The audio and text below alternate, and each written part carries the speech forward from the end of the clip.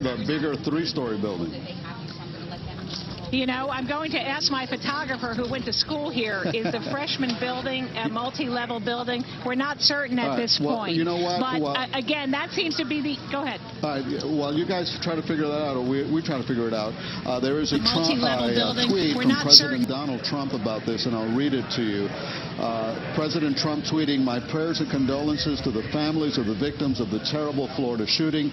No child, teacher, or anyone else should ever feel unsafe in an American school." And Rudabeh, this is something that you had brought up, that we've seen so many school shootings this year. It's a very disturbing trend, and now we're seeing another one today in Parkland. Yeah, Elliot, I was actually looking at this study from the National Library of Medicine and National Institutes of Health, and it cited 68% of school shooters acquiring guns from their own home or that of a relative. That was one of the facts that they reported. It also reported that 1 in 20 high school students reported carrying a weapon in the past 30 days, so kind of sobering statistics there from that study from the National Institutes of Health.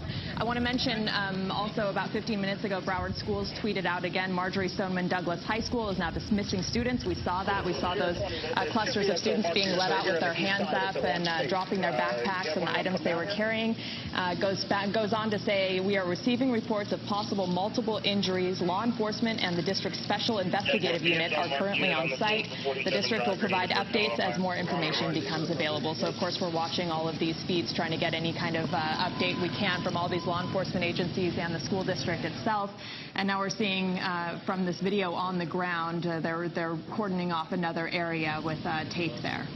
Rudabeh and Rick, we have an image now that we want to share with our viewers. This photograph was taken by a student inside Marjory Stoneman Douglas High School, and you can see there in the foreground at the bottom, that is the foot of the student who took this picture, snapped a picture of the legs of the chairs. And now, wait, we're going to go away from this because it appears that police may have somebody in custody. It's hard to tell here, but they may have somebody in custody. Now, Rick and Rudabeh, the information we've been hearing is that this may be a former student who's responsible. Been confirmed, but what we have confirmed is that there are multiple victims, and right now it looks very much to me that they may have somebody in custody, or at least they're questioning somebody. It's hard to tell from this vantage point. Yeah, it's hard to discern what exactly is going on, but it does look like someone in a red shirt or sweatshirt with his or her head down, surrounded by police there, and you can tell that their sense of urgency is definitely not the same as it was. They seem confident that this person is being restrained, if that is indeed the suspect. So this could be good news. We don't want to give any premature reporting yet, but that's what it looks like. It looked like he was in handcuffs from what I just saw. And this seems to go with information that we got earlier, that the shooter was wearing, well, it was said to be a red shirt. This looks maybe more like a burgundy shirt, but could be very similar. That's the information that we had gotten earlier, that it's a former student wearing a red shirt. Rick? That's what we've been hearing, and it looks as though this person is cuffed with his hands behind his back as police get ready to put him inside of that police vehicle there. But yes, you could see that this is someone the police are obviously happy to have apprehended. He is now wearing handcuffs, and he will be taken for questioning. Obviously, they'll try to determine exactly what role he played in all of this, if any. But as you said, Elliot, word had been circulating that this was a former student. The students who were inside of the building had also gotten word that this was a former student. They had also been told that there were as many as 20 people who were hurt, but the estimates that we're hearing are that the number could be higher than that. And all of this, of course, with the caveat that the early reports, the early figures that we get in stories like this, in situations like this, often end up being wrong. Sometimes they are below the actual truth, and sometimes there are more people involved, as we see that person in the burgundy red shirt being put into the police vehicle right now. And guys, I can tell you that Governor Scott had a call with President Trump at 3:35 this afternoon regarding the shooting at Marjory Stoneman Douglas High School. We're also getting word from Florida Senator Bill Nelson saying praying for everyone at Marjory Stoneman Douglas High School. Just spoke with Broward Undersheriff to ensure they have everything they need, and just spoke to the FBI to make sure all federal resources are being made available to help. We'll continue to monitor closely. And of course, we have reported that the FBI is on the scene, the Bureau of Alcohol, Tobacco, and Firearms on the scene, together with the Broward Sheriff's Office and the Coral Springs Police Department, as a result of the shooting, which occurred about 40 minutes before dismissal time at that high school. There was a fire drill this morning, Joe Murray reporting that, and then they heard the fire alarm again in the afternoon, and that's what caused confusion. We have heard the reports that the fire alarm in the afternoon was actually set off by the student, by the shooter. That's unconfirmed, but that's what we heard. We also heard that the shooter was wearing a red shirt, and now we see somebody in custody with what appears to be a reddish, or maybe burgundy shirt. And also something, Rick, I don't know if you noticed it, but the first students that were running out of that to me than the ones that came out later from that other building. They seem to be the younger students. So I know upperclassmen, but thankfully, hopefully, all of the students are going to be brought to safety very, very soon, as just within the last couple of minutes here, as we just passed the top of the hour, just after 4 o'clock on a Valentine's Day, what was to have been an ordinary Wednesday at Stoneman Douglas High School in Parkland, a very nice part of Broward County, with well-manicured homes, upper-middle-class families living in this community, sending their kids to a public school that has a great reputation, as Rudabeh was reporting, one of the best in the state of Florida, and now perhaps this reputation is going to be marred from here forward because of a shooting that took place here today, perhaps involving one of that school's former students. Again, not confirmed that that's the case, but those are the reports, that perhaps the shooter involved in this is a former student at Stoneman Douglas Elementary. That black police car right there, 9407 is the number. That is the car into which the suspect was placed. We saw him first on the ground, and then we saw him with his hands cuffed behind his back, and just moments ago we saw as police put him into that vehicle. So he is still in there. We were talking earlier about body language, Elliot, and what we can read from it. If anything, it does appear now that this person has been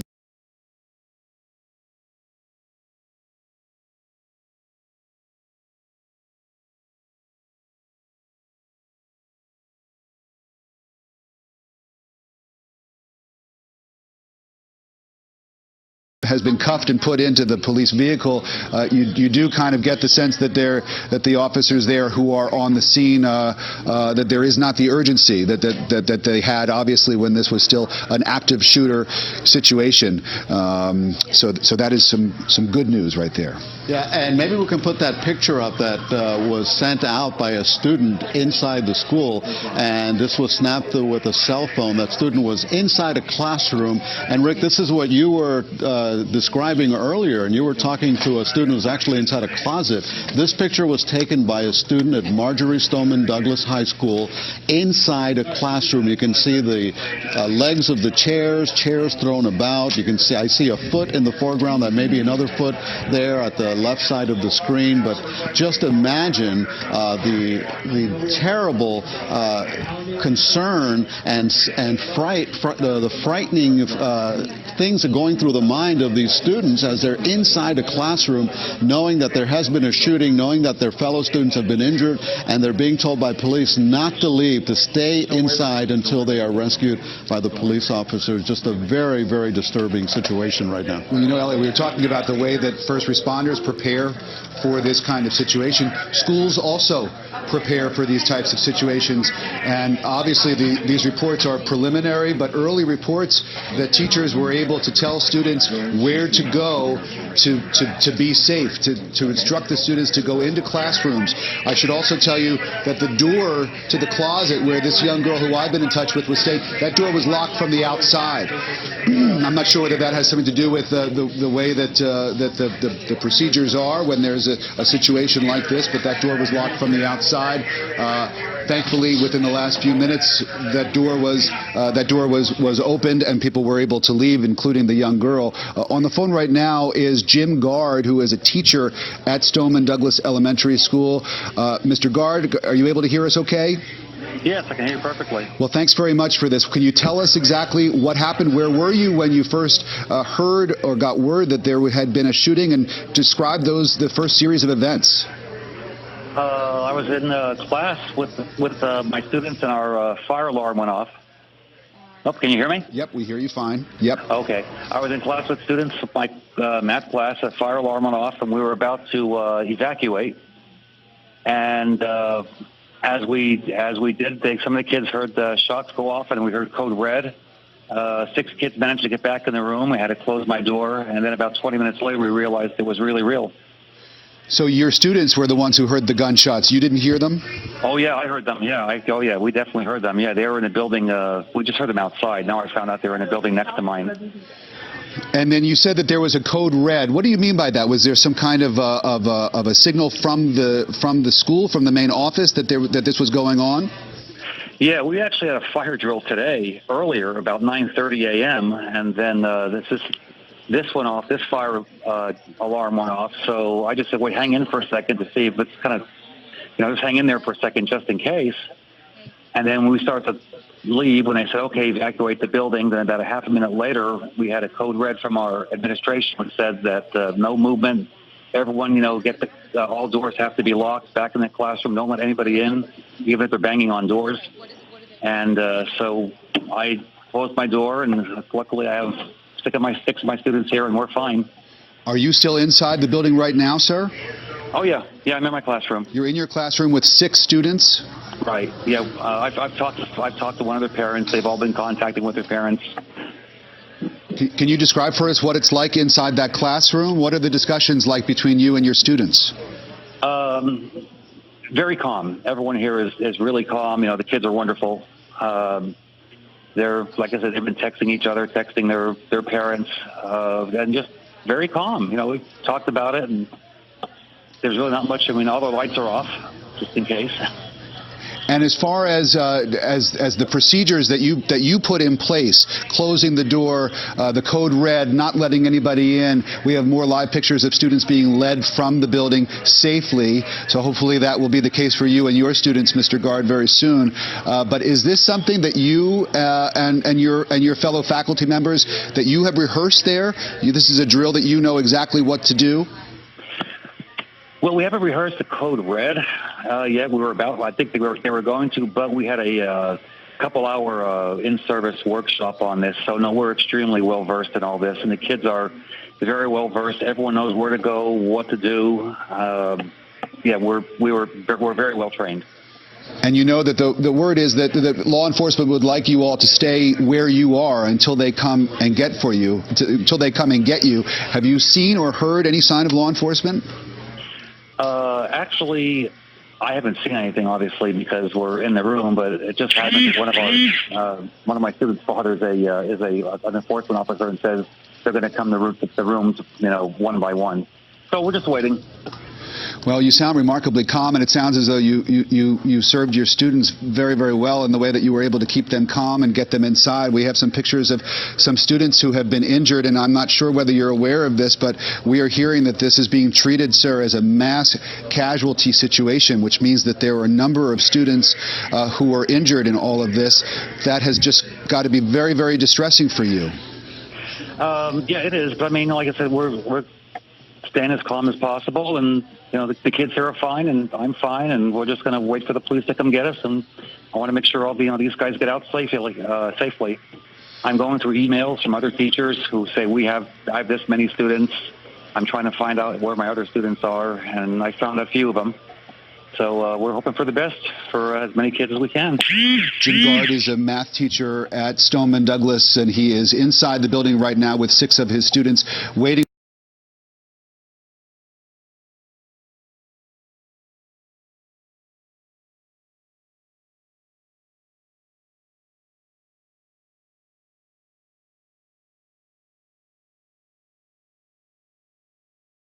Their family members out here. But for law enforcement to come. Mr. Gard, be safe. Thank you very much for the information. We'll be checking back with you. Our Jim DeFede is reporting, Elliot and Rudabeh, that a senior official has confirmed to him that a person believed to be the shooter is in custody. He's also reporting that the shooter used a rifle.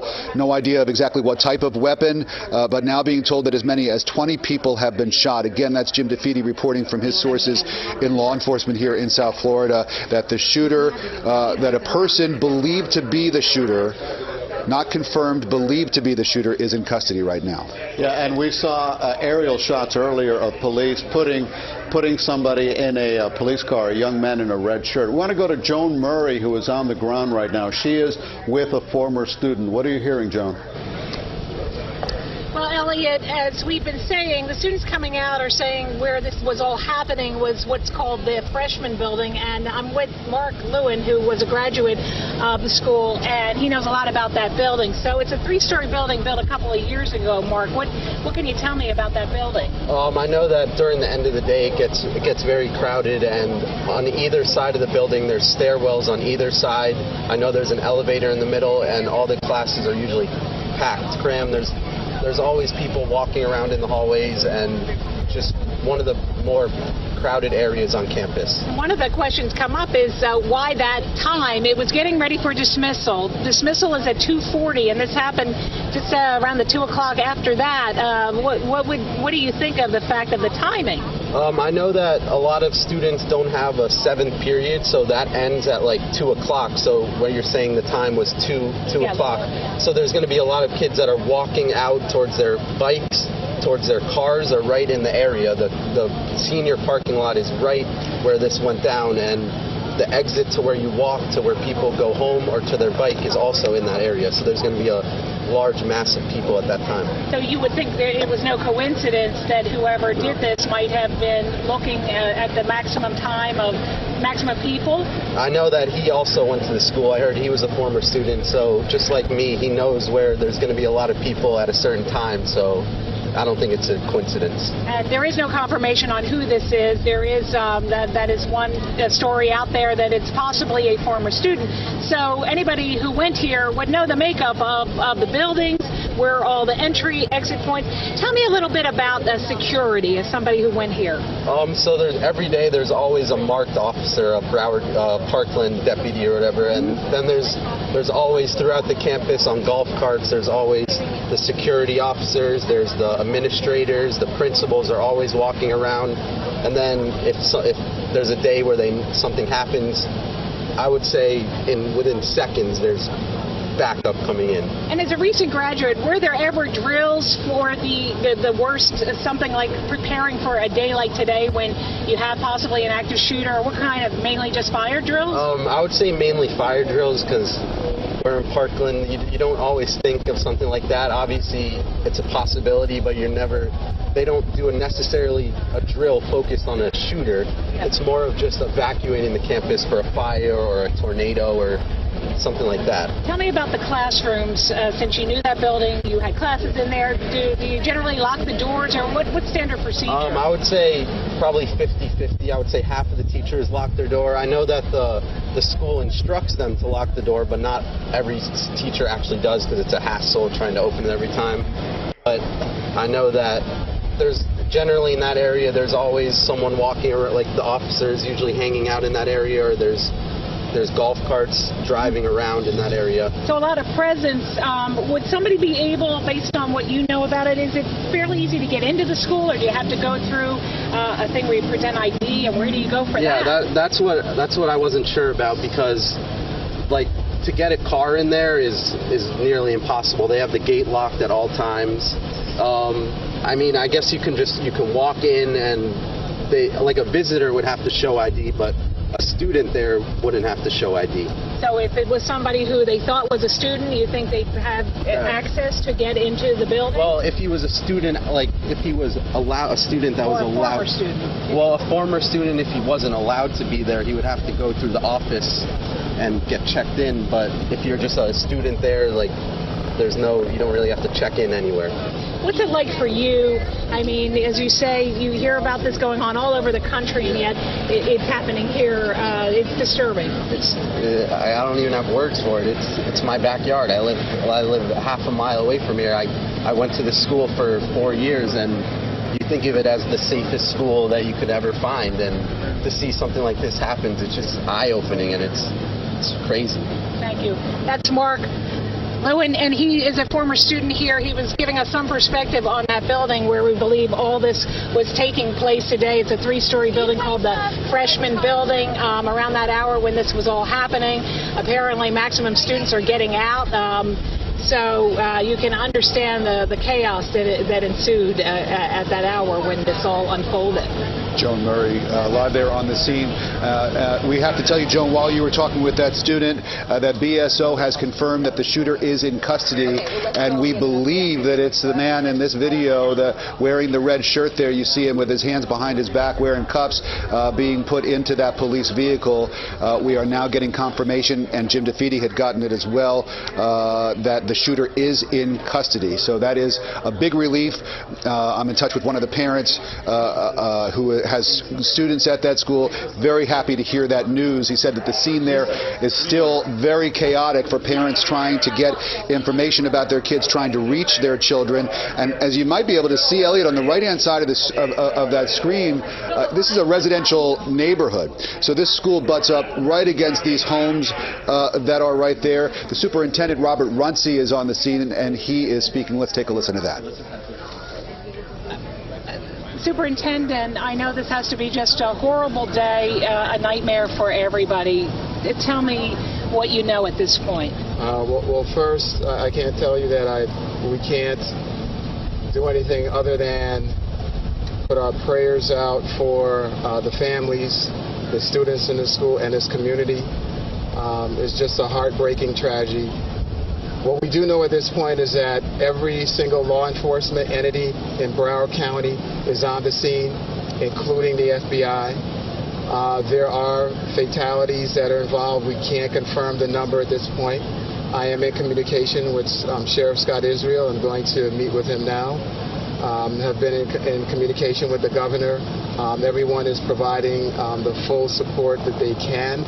Unconfirmed reports now, but we believe that the shooter has been apprehended, and so we're trying to just work through all the details at this point.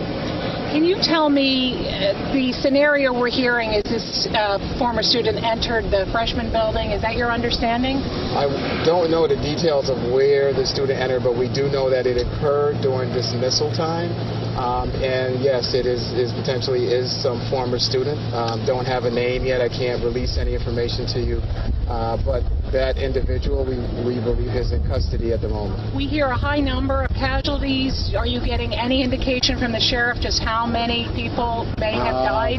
Can't confirm the number at this point, but there are fatalities involved here. Can you tell us at least how many transports? Did you know maybe a dozen? I don't know the number that's been transported at this point, but again, there are numerous fatalities. It's a horrific situation. It's just a horrible day for us, and we got reports of multiple shooters. Can you confirm that? I'm sorry, what's that? That there were more than one shooter. No, at this point we have no evidence.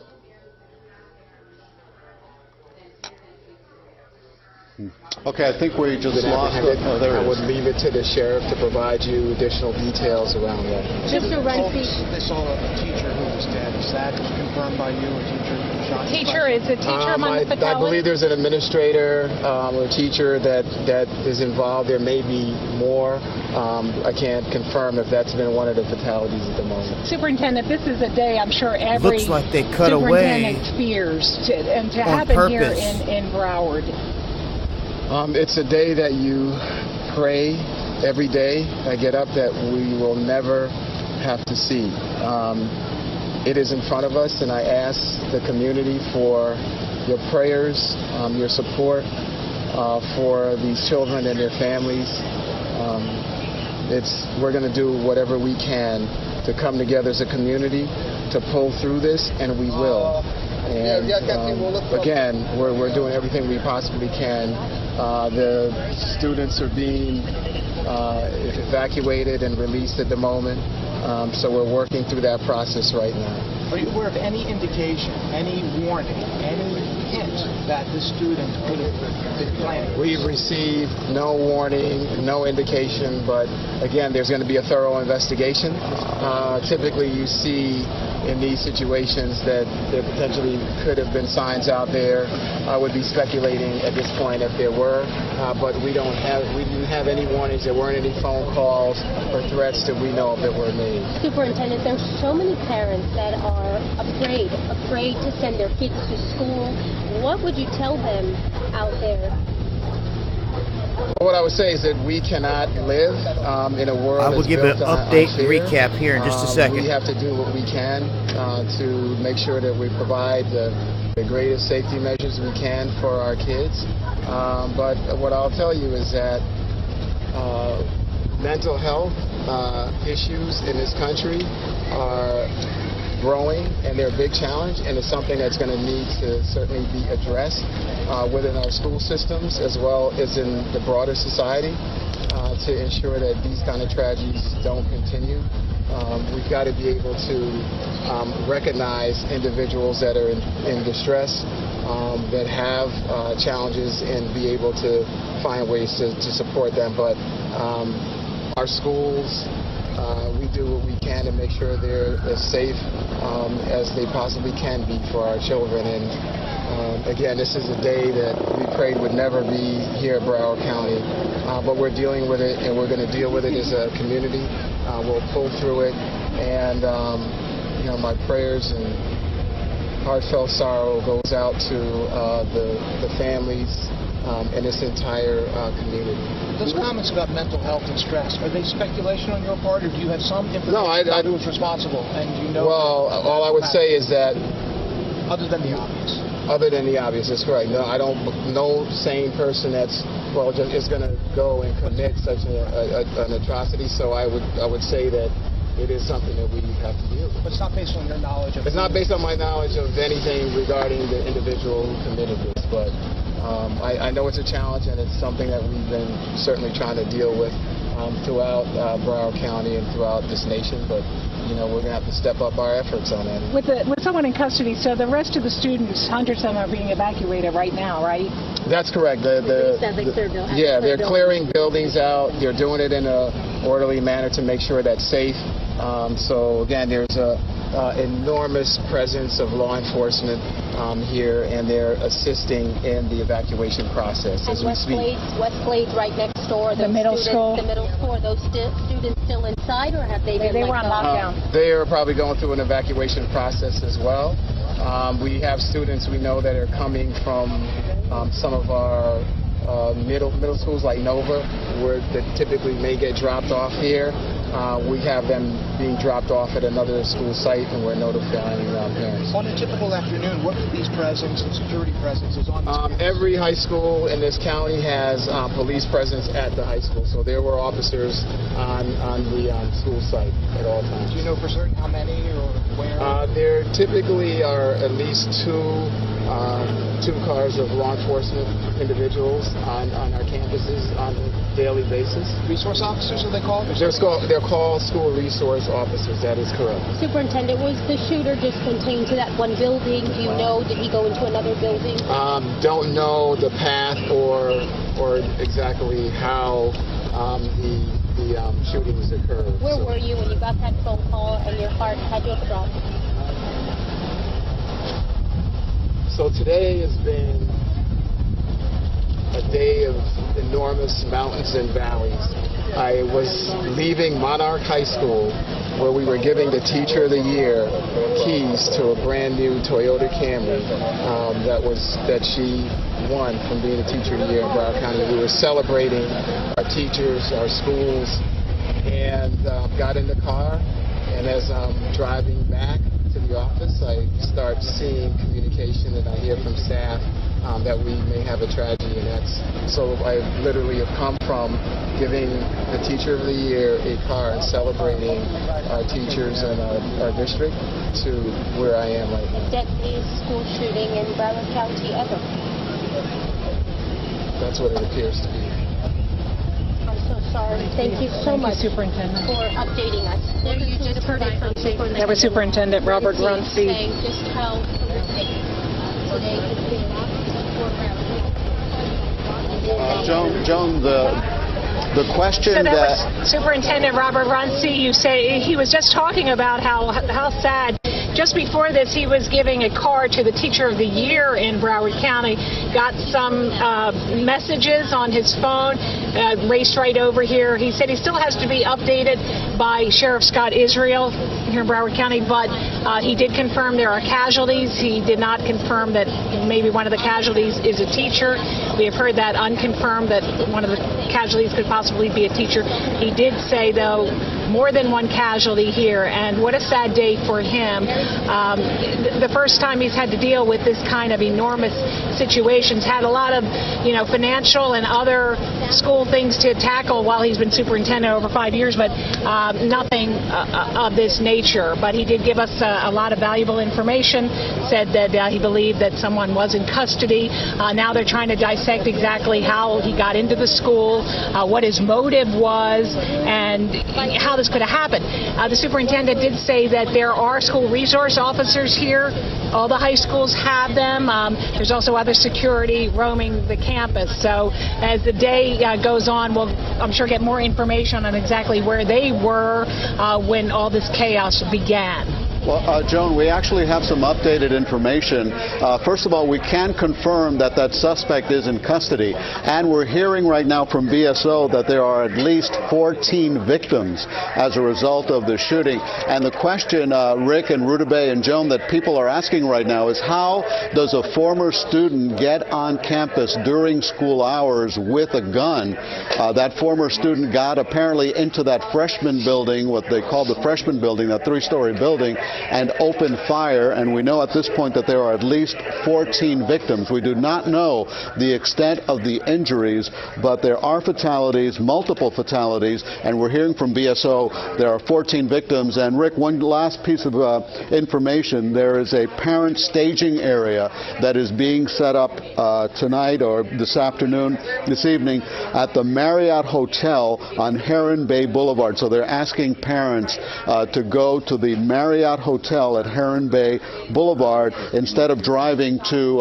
the school. That is where the staging area has been set by police. And we should mention, Elliot, behind those trees is that red ambulance that we've been tracking, and the reason we're tracking it is because we saw the suspect taken out of the police vehicle that he had initially been put into and moved into that ambulance.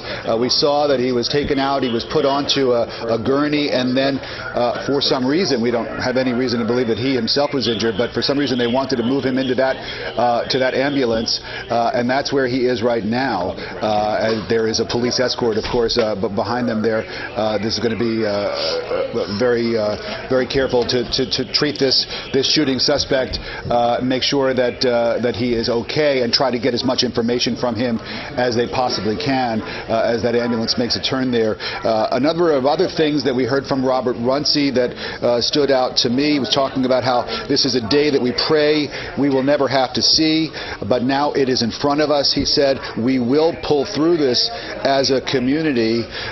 He said that there was no evidence of multiple shooters. That was something that we had heard. It was a rumor that was sort of flying around the inside of the school early on, that there may be more than one shooter. Robert Runcie saying that there's no evidence of that. He called it a horrific situation for us, just a horrible day for us in what is now, according to the superintendent, the deadliest school shooting in Broward County history. And Rudabeh, BSO confirming at least 14 victims in the shooting, although we do not know the extent of the injuries. Yeah, just in the last couple hours since we've been on the air, we're starting to piece some of this together. It was just so chaotic in the beginning when we saw those students running out of the school from Chopper 4 and these pictures and unconfirmed reports and scanner traffic. So now we are getting a bit more of a picture. According to BSO, 14 victims. We don't know if they are all students, if they're teachers, staff, and whether, how badly they were injured. injured, but we do know, according to BSO, they've now confirmed that 14 victims have been hurt in this mass shooting situation, and that they do believe there's one shooter, not multiple shooters, and that shooter was taken into custody. We saw that happening live from Chopper 4, wearing that red shirt or sweatshirt and being taken into that police car and then transferred into the ambulance that we saw that we've been tracking, as Rick mentioned. So we're getting a little bit of a better picture. And also important information, as you guys mentioned, the parent staging area at the Marriott at 11775 Heron Bay Boulevard. A lot of parents are going to want to know, where they're supposed to go. It's such a chaotic scene and so hard to get to there. But luckily, it sounds like they have been kind of apprised of the situation from within the school. We saw pictures that were tweeted out from students, really just sobering pictures from, the perspective of students crouched down on the ground in front of, in the middle of all those chair legs. And we've been getting tweets. And then, of course, Rick was in contact with that student who was hiding in the closet, who luckily has now been led to safety. And we've been kind of seeing the way the law enforcement officers have been handling the situation, guiding them out.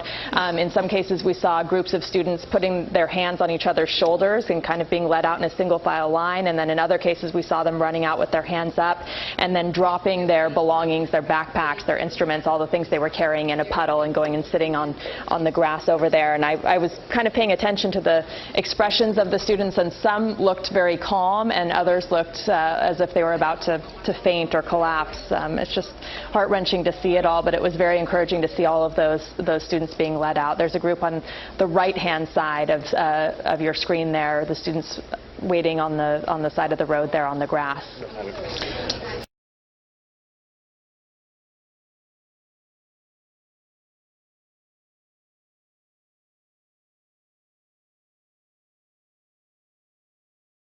Yeah, this school is, this area here in Parkland is not far from the Sawgrass Expressway. It's very close to the highway. It looks like that may be an underpass where they are sort of hiding out, where they're just waiting, actually. One thing that has stood out to me, and it's kind of haunting me, and the young man, the student that Joan Murray spoke with a couple of moments ago, who talked about the fact that that a former student, really only a former student, would know when there would be a large gathering of students. To have tried to pull something like this off at the time of dismissal, which is what Superintendent Runcie said, that this happened at dismissal. So this was a former student, and we have no idea what the motive may be at this point, but this was a student who was obviously looking to do as much damage as possible. To have timed this precisely at the moment when students are dismissed from class, he evidently must have known that there would have been a lot of students in that area coming out of the building at that point, going through the hallways at that point.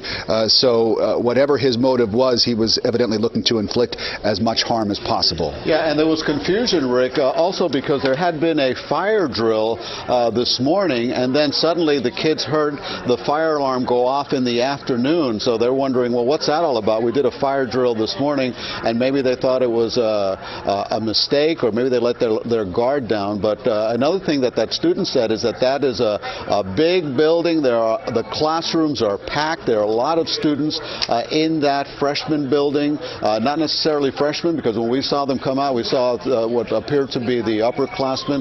As we see that ambulance, by the way, leaving the scene on the Sawgrass Expressway with the suspected shooter in this case. He had been sitting in a police car for a while. He was standing up under his own energy and his own 2 feet, and he was put in the police car, but minutes later he was put onto a stretcher and taken in that ambulance, we presume, to the hospital right now. We didn't notice any injuries when we saw him from the chopper shots, but apparently he is going to be checked out. And again, multiple fatalities as a result of this shooting. We do not know a number, but this is extremely disturbing to hear at least 14 victims. Elliot, let me jump in here because our Jim DeFede is in touch with his sources, and this is just a terrible piece of news to have to pass along, but sources are telling CBS 4's Jim DeFede that as many as 7 people are dead. As many as 7 people are dead, according to sources who are talking to our colleague Jim DeFede. And so we talk about this situation, a mass casualty. We have been hearing numbers about possibly as many as 14 victims with multiple fatalities. That was according to the superintendent. He didn't put a number on it, but Jim DeFede is getting a number from his sources who are telling him that as many as 7 people are dead at Marjory Stoneman Douglas High in Parkland, Florida today. This is simply horrible. We've seen these school shootings across the country. And now we're seeing it in our community, and it is heartbreaking to think that 7 people are dead as a result of the shooting that happened shortly before recess on Valentine's Day, on Ash Wednesday, when these young people are getting ready to leave.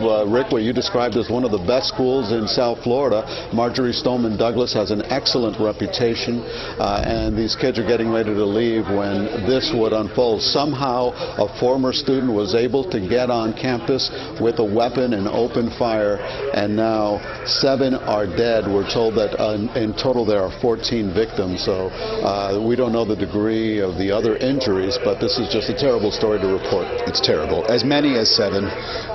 We're going to learn some more, obviously, in the hours to come. That ambulance on the left-hand side of the screen has in it the suspect, the suspected shooter, who we're told is a former student. We saw him being taken into police custody with his hands cuffed behind his back, wearing the reddish colored shirt that we had heard from some earlier reports that the shooter was described to have been wearing. We saw him first be put into a police vehicle. He was then transferred into that ambulance. We don't know if he is injured in any way. We have no idea, but they did want to put him into an ambulance. We saw him being placed onto a gurney, and he is now in that ambulance, evidently being taken someplace either for treatment of injuries that he may have sustained or, of course, for questioning as well. We just don't know where those vehicles on the left-hand side of the screen are heading right now, but you can see the chaos that remains outside of the school on the campus of Stoneman Douglas. You see all of the police vehicles that are still there, the students, the teachers, and I'm sure a lot of parents now who have been able to get closer to the campus. Teachers were being parents were being kept from a pretty far distance away from the school at first, which on one hand for public safety you can understand. On the other hand, as a parent, it must be so difficult for them to have been prevented from getting closer to the school. But they now have the staging centers where they're asking parents to go, and we should repeat that information. I don't happen to have it in front of me where parents should go right now. This is law enforcement asking parents to go there. They will be reuniting kids with their parents at these locations. Does anybody know? I don't have that note, Elliot. Yes, I have it actually, if you guys can hear me. Sure. It's the parent staging area. It's at the Marriott, and the address is 11775 Heron Bay Boulevard. 11775 Heron Bay Boulevard. That's where parents are being told to pick up their kids. Of course, I'm sure the instinct is to try to get as close to the school as possible and try to get as close to the kids as possible and to the scene, but that's just not going to be helpful right now. If you take a look at the scene from above, it's just a massive undertaking, and they need to keep it organized as they reunite the students with their families.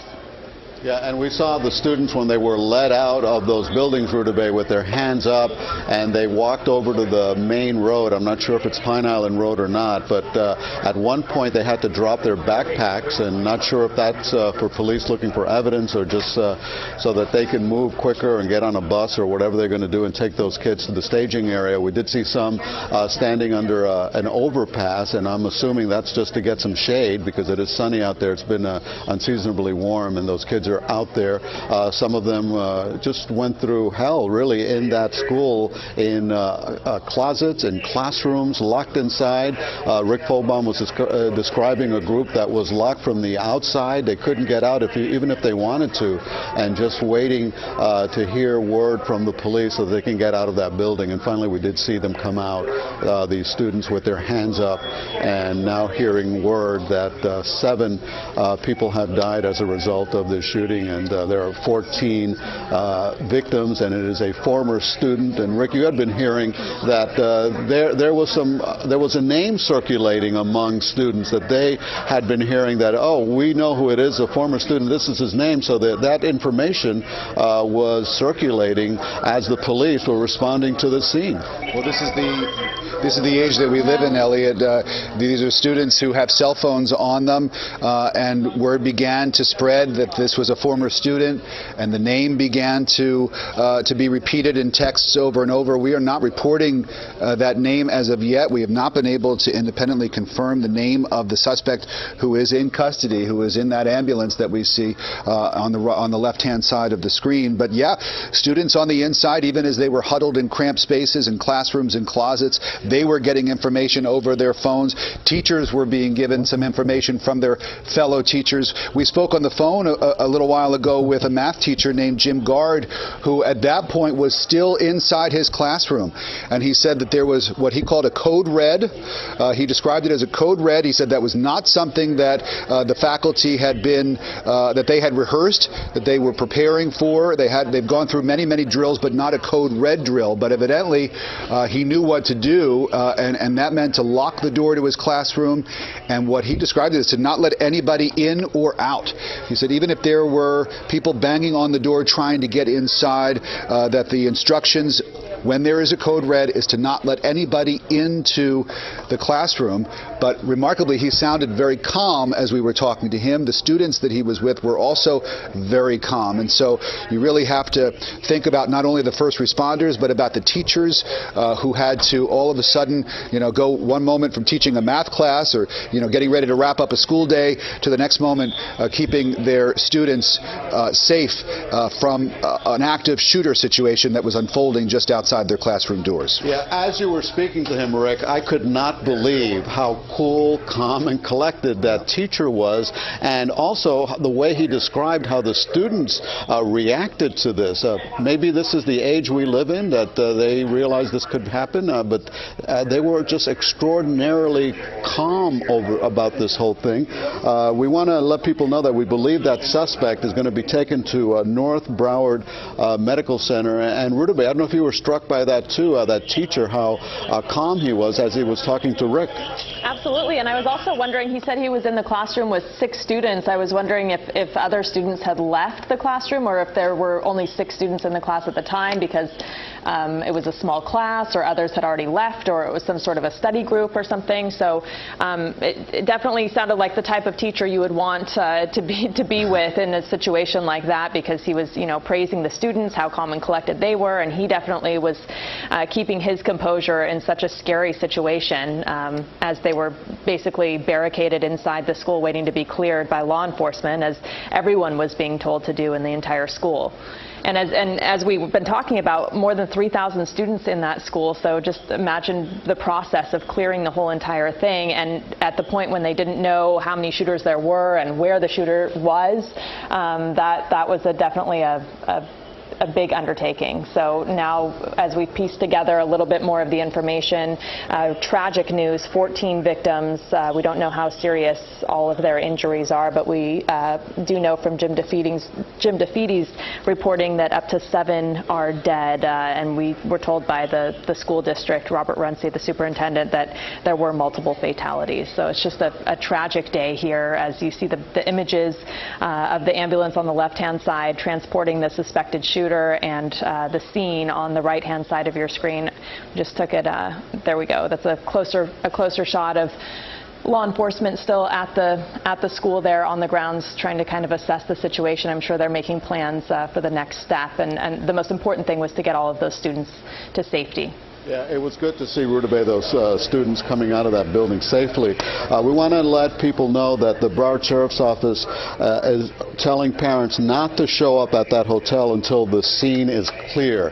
So they want to deal with the situation at Stoneman Douglas High School, and then later on, after the scene is clear, they want parents to go to the Marriott Hotel on Heron Bay Boulevard. Again, that ambulance is on its way to the Broward Health North Hospital, and it is less than 2 miles away, and in that ambulance is the suspected shooter in this horrific shooting at Stoneman Douglas High School. Rick?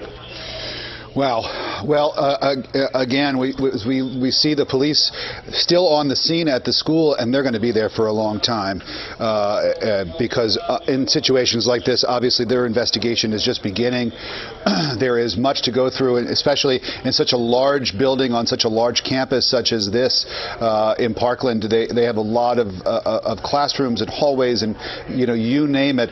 As we take a look at this ambulance carrying the suspected shooter arriving at Broward Health North. Again, we don't know why police decided to take him to the hospital. We can only surmise that perhaps he was injured in some way, but we don't have any information about that other than the fact that this Pompano Beach fire rescue truck is pulling in to Broward Health North, and depending on where they pull up, where they park, we may be able to get a shot of them taking the suspect out of that vehicle. He was placed onto a gurney at the scene after initially having been put into a police car, a squad car.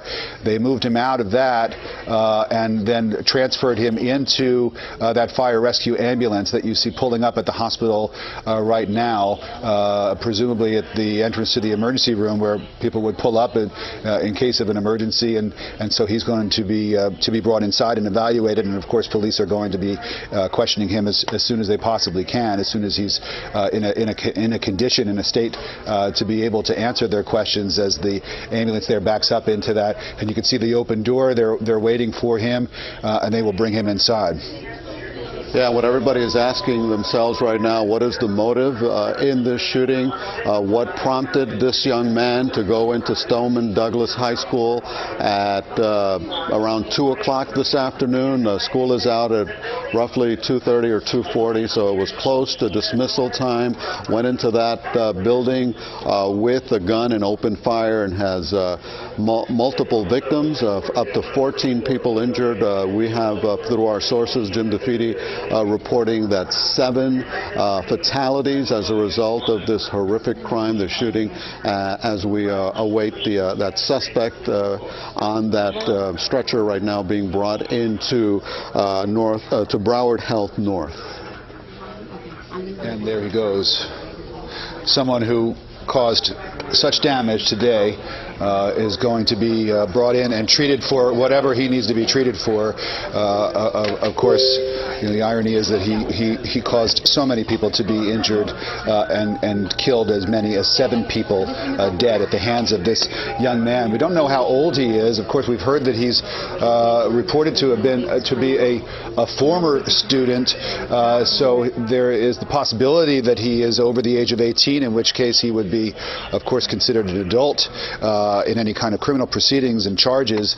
But if he is younger than that, he would be considered a juvenile. So obviously these are legal things to take into consideration. None of it super important at the moment, as our thoughts and prayers are with the families of those students who were killed, those people who were killed and wounded in today's shooting. Chopper 4 is just sort of flying around there as we apologize the shot, but you see the campus there at Stoneman Douglas High School at the scene of carnage today. The superintendent of Broward Schools calling this a horrific day, a day you pray will never have to come, but now he said it is in front of us. He says we will pull through this. Again, as many as 14 victims, as many as 7 dead. These numbers may change, probably will change, but these are the numbers that we're getting. We're passing them along as we get them, so you have a sense of the magnitude of all of this. This is this live, Ryan? This is earlier. These are pictures earlier, and we saw students at various times sort of trickle out. In some cases, they were walking calmly, like these students were. Sometimes they had their hands above their head or their hands on the shoulders of the people in front of them. Probably that's what they were instructed to do. We also saw scenes, though very different, of students literally running look to be running for their lives from the building. Not so calm an exit for them. So it really probably depended on where these students were and what they were instructed to do. We talked about the calmness on display in the math teacher's classroom, Mr. Guard, but we also have word of a lot of upset and panic taking place in other parts of the building where other students were huddled for safety and waiting to be rescued by the police. And so, you just take a look at this scene, and as a parent, you try to put yourself in a situation where you can only imagine the heartache and the fear when you hear that something like this has taken place, and yet it has right here in our backyard here in Broward County. Robert Runcie calling this the deadliest school shooting in history of Broward County. I believe this is some video of some of the people being brought out. We did see a number of people being put into the backs of ambulances, taken away. We're still trying to get some more information, not only the concrete numbers of people who were injured and killed, but also what types of injuries these people sustained. We did hear that perhaps one of those killed was a member of the faculty. We are trying to confirm that. We don't have that nailed down yet. A lot of this is going to be coming in, this information. We're going to be getting details over the next couple of hours again, but just a horror unfolding in Broward County, Parkland, Florida. Not exactly the kind of community that you would typically think of. It's not a high crime community. You don't typically think of, we don't really have a lot of shootings in Parkland, Florida that we report on here at CBS 4 News, and yet there has been a shooting, and a terrible one at that, in Parkland today. Yeah, and Rick, you mentioned the superintendent of schools, Robert Runcie, who spoke to Joe Murray a little while ago, and he said that we need to do something to address the issue of mental health. Again, not knowing the motive of the shooting, not knowing what prompted the shooting, but he said we need to address the issue of mental health, not bringing up the debate over guns and whether or not it is a good idea to allow teachers or staff members in the school to have a weapon for self-defense, or stricter gun control, if that is the answer to this. But this is something we're seeing across the country, Rick and Rudabeh, and now we're seeing it here. These are taped images from Chopper 4. These are live pictures, from Chopper 4. Earlier we saw the injured student going into the ambulance. That was taped, but these are live pictures of many students still out there after being brought out of their school so close to dismissal time. And parents are being told that they can go to the parent staging area at the Marriott Hotel, but not to do that until later on today when the scene is cleared at the school. In other words, when the police scene is cleared, the investigation will still go on the campus, but that whole area around there right now is a massive police scene with fire trucks, the SWAT team vehicles, and many vehicles out there, and the students who are still out there trying to figure out what's going to happen to them, when they will be reunited with their parents, when they'll be able to go home after this horrific day at school. Rudabeh? And that's going to be a big scene for quite a long time as they continue to investigate, because the property is just so large there. I did want to mention that Marco Rubio just tweeted out about this shooting. I think we have that here. He says, "I just spoke to Broward School Superintendent. Today is a terrible day. Pray, never come." So a lot of people echoing that sentiment, of course. Robert Runcie himself, when we heard from him, when Joe Murray was interviewing him. And he was also saying, we can't live in a world where we only live in fear, because this day is going to leave a big mark on all of the people who experience this, and their parents and their family members. It trickles out to a lot of people within the community. And I also want to mention a tweet from the Broward Sheriff's Office. This was about 28 minutes ago. It says, "So far we have 14 victims. The victims have been and continue to be transported to Broward Health Medical Center and Broward Health North Hospital." So again, because it's such an active situation right now, it's so fluid, these numbers can change. We hope that the number of casualties doesn't rise, but right now, according to BSO, 14 victims so far, they say, and from Jim DeFede, we were told that up to 7 people dead and multiple fatalities confirmed by the school superintendent in Broward there. Yeah, Rudabeh, and we need to emphasize the reporting from Jim DeFede. As many as 7 people dead, as many as 7, and we don't know if those are students, faculty members, or who who are the victims, but 14 victims, various injuries. As many as 7 have died in this school shooting at Stoneman Douglas High School in Parkland. As you can still see the triage unit there, you can still see the police presence. Parents drove out there. We heard earlier from Kerry Codd and also from Joan